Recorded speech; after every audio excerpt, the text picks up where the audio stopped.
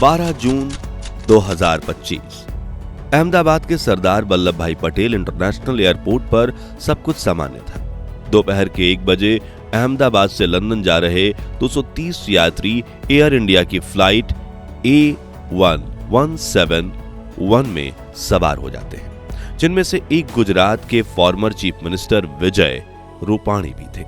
करीब 1:38 पर यह फ्लाइट रनवे पर तेजी से आगे बढ़ते हुए टेक ऑफ कर लेती है, मगर टेक ऑफ के कुछ ही मिनट बाद करीब 1:40 पर इसका रडार से कांटेक्ट टूट जाता है।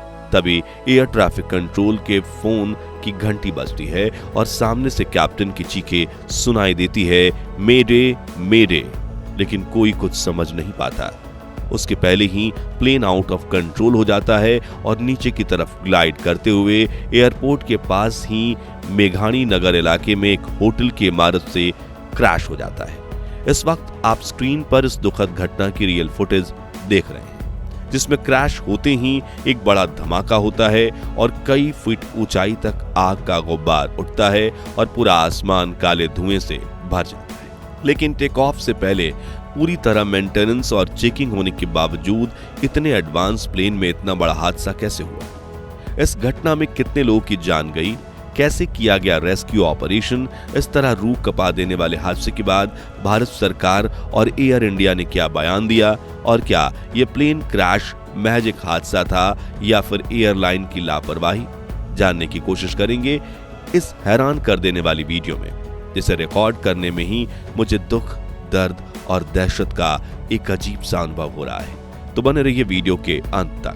दोस्तों, एयर इंडिया फ्लाइट AI-171 एक बोइंग 787-8 ड्रीम लाइनर, जो दुनिया के सबसे एडवांस और भरोसेमंद एयरक्राफ्ट्स में से एक माना जाता है, 12 जून की दोपहर अहमदाबाद से लंदन के लिए रवाना हुआ था।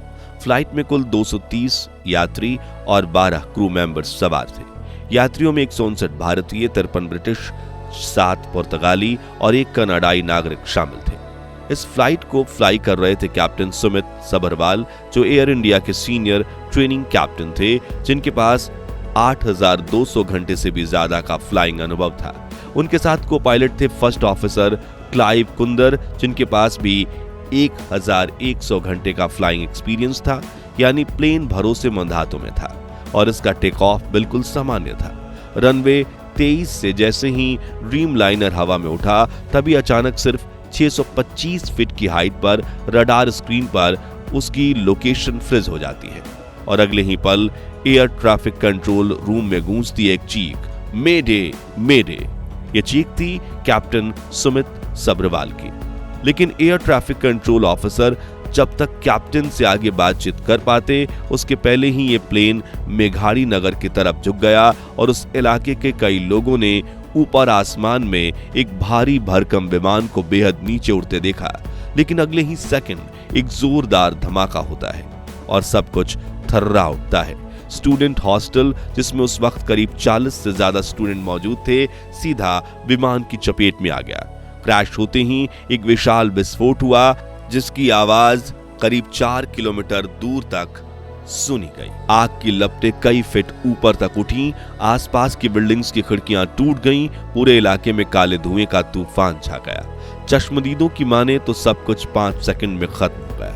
बस एक तेज आवाज और उसके बाद चारों तरफ आग ही आग थी, जिसके बाद रेस्क्यू टीम, फायर ब्रिगेड और साथ ही नेशनल डिजास्टर रिस्पांस फोर्स तुरंत मौके पर पहुंचती है। लेकिन तब तक फ्लाइट पूरी तरह से जल चुकी थी। फायर ब्रिगेड ने जलते हुए मलबे पर पानी की बौछार शुरू की और मलबा हटाते हुए पैसेंजर्स और वहां के स्थानीय लोगों को रेस्क्यू करने का काम शुरू किया।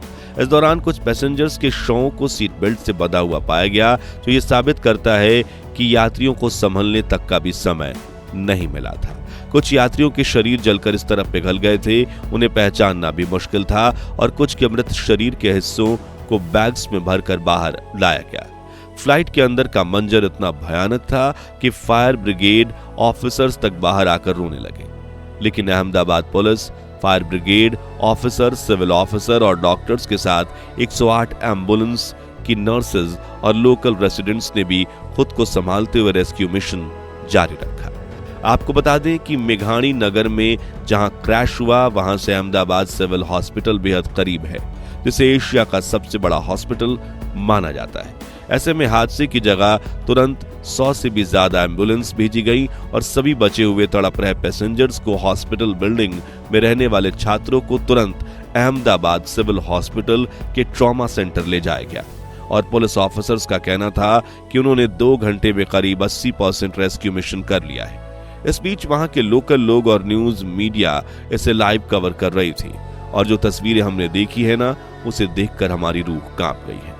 हालांकि अब तक मृत्यु के आंकड़े सामने नहीं आए हैं, लेकिन जिस तरह से हालत दिख रहे हैं, बहुत बड़ी संख्या में लोग मारे गए हैं और शायद फ्लाइट में सवार कोई भी व्यक्ति जिंदा नहीं बच पाया हो।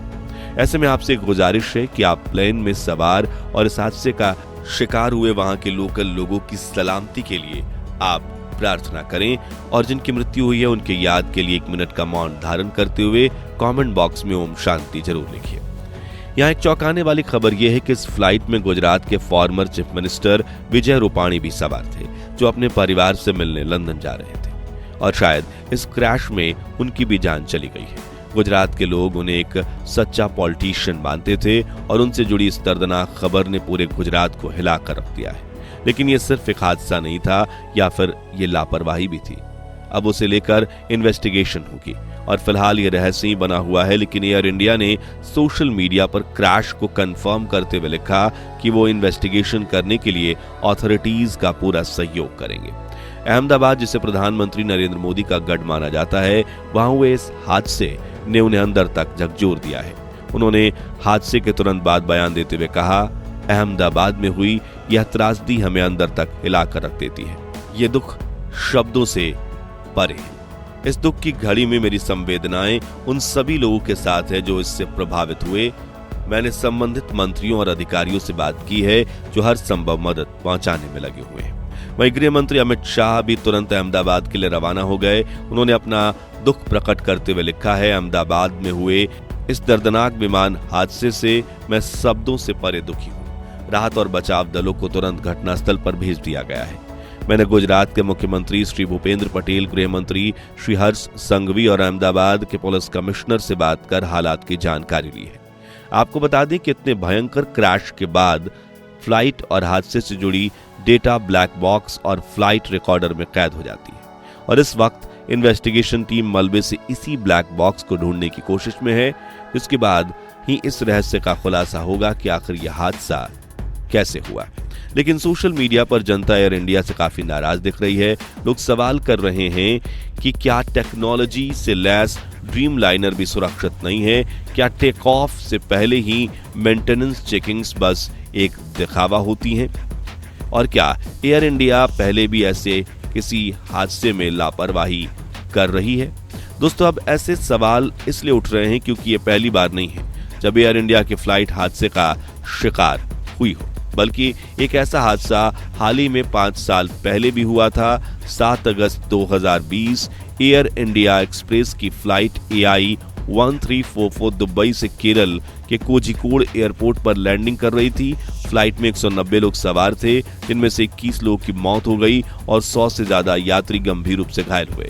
यह हादसा भयानक था। विमान रनवे पर फिसलते हुए 2 टुकड़ों में टूट गया। बारिश, खराब दृश्यता और लैंडिंग की गलत अप्रोच ने दुर्घटना को एक ट्रेजेडी बना दिया। बाद में जो रिपोर्ट सामने आई उसमें बताया गया कि पायलट ने खराब मौसम के बावजूद लैंडिंग की कोशिश की, रनवे ओवरशूट कर गया और विमान घाटी में गिर गया। और आज 12 जून 2025 को अहमदाबाद में जो हुआ उसने लोगों को उस पुरानी चोट को फिर से ताजा कर दिया है। तो दोस्तों, क्या एयर इंडिया फ्लाइट AI 171 का क्रैश महज एक दुर्घटना थी या लापरवाही, या इसके पीछे कोई और ही वजह छिपी है? अब सच्चाई तो इन्वेस्टिगेशन के बाद ही पता चलेगी, लेकिन आप इसे लेकर अपनी राय हमें कमेंट्स में जरूर बताइए। इस वीडियो को जितना हो सके शेयर कीजिए और इस दर्दनाक हादसे से जुड़े अगले अपडेट्स के लिए चैनल को सब्सक्राइब करके पास वाली घंटी जरूर बजा दीजिए। आखिर में बस इतनी प्रार्थना करना चाहेंगे कि इस हादसे के शिकार हुए लोगों की जान बच जाए और जिनकी मृत्यु हुई है उनकी आत्मा को शांति मिले। ओम शांति।